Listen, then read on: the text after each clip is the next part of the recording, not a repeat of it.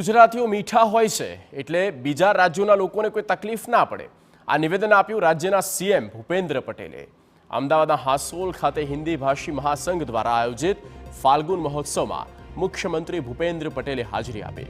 આ કાર્યક્રમમાં સીએમ ભૂપેન્દ્ર પટેલે ગુજરાતના વિકાસની વાત કરી સાથે અન્ય રાજ્યોમાંથી ગુજરાતમાં વસેલા લોકોને હાકલ કરી કે આપણે એકબીજાના થઈને રહેવાનું છે તેઓએ દાવો કર્યો કે ગુજરાતમાં આવ્યા તે ગુજરાતના થઈને રહ્યા છે